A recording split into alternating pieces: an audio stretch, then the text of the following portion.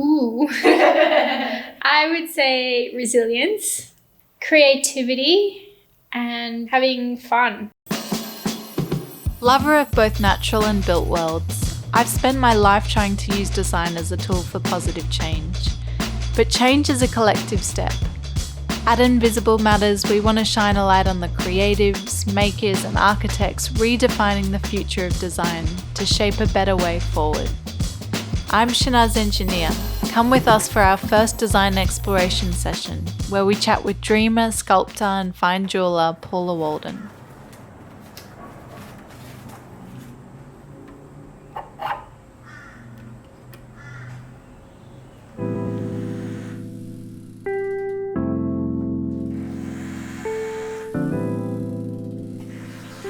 How did you first discover your love of making? Has it always been there, or did life gently nudge you in that right direction?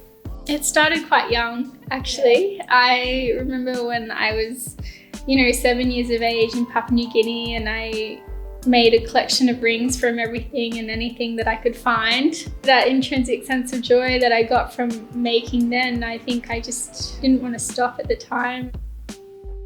The spaces within these walls paint such a picture of a remarkable life and generous spirit. Kind of like a safe space to shelter dreams. Yeah. What does home mean to you? Home is like a sanctuary, really.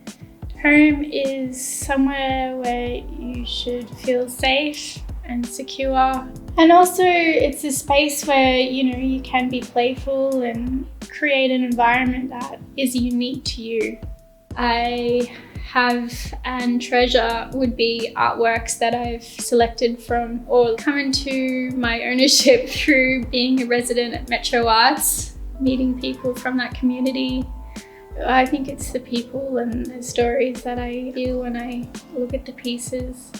I have a personal connection to the person who has made them. I can see Christopher Bassi and Nick Drake and Andy Harwood and these artists that I know personally.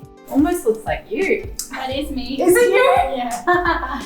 That's me sitting at the back of Metro Arts. Really? Where my studio was. These were painted by an artist called Nick Drake.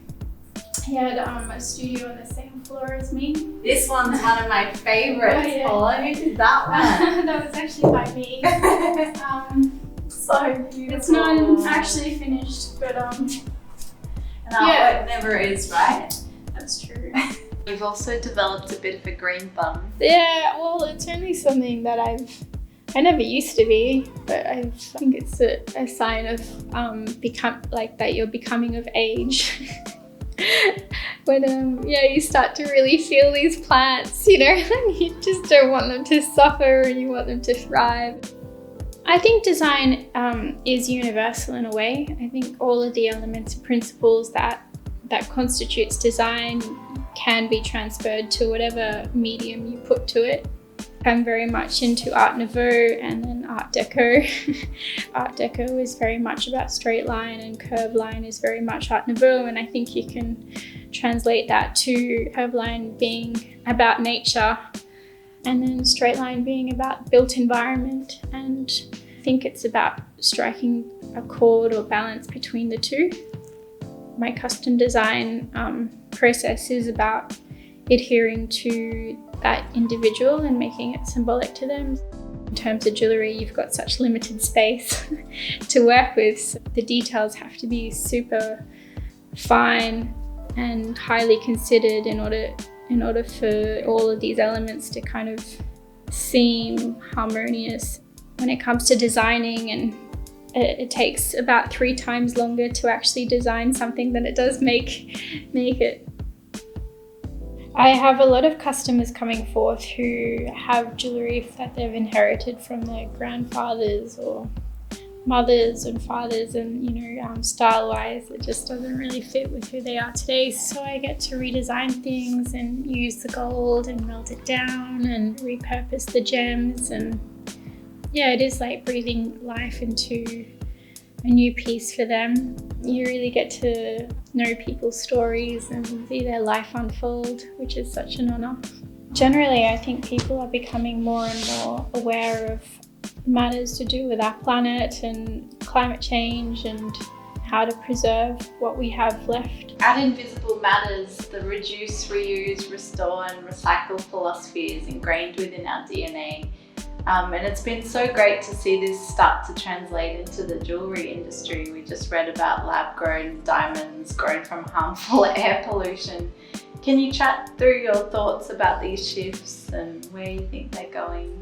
Lab-grown diamonds and natural diamonds, there is no physical difference between the two, so I wouldn't be able to tell. Actually, more and more customers coming forward who do want lab-grown diamonds as opposed to natural diamonds because they're aware of the effects that mining has on the earth itself. Having said that though, there is this element of a lot of developing countries that do mine natural gemstones, whereby quite vital that these communities do mine stones because it's for the well-being of their families and ancestry and who they've become. So you can do it in small ways. At a time of such uncertainty, I think people are wanting things that are more mindfully developed. The tools of the trade need to be rendered by hand in order for pieces to have that natural element.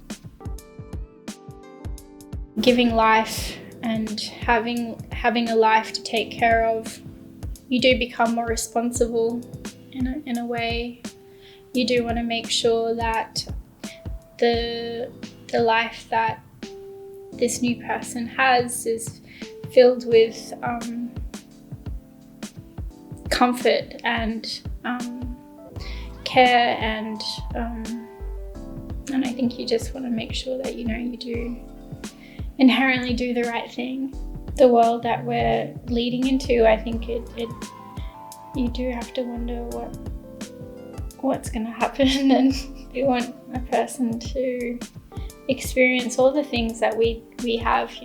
You want there to be nature in life, and especially with how I grew up too, you want that person to experience freedom and nature. I would roam the jungles in Papua New Guinea as a kid, and I want them to experience that sense of nature as well. It's so important. It was so important to me and how I grew up, and I want that for them too. So I think preserving the planet and what we can do to assist that is vital.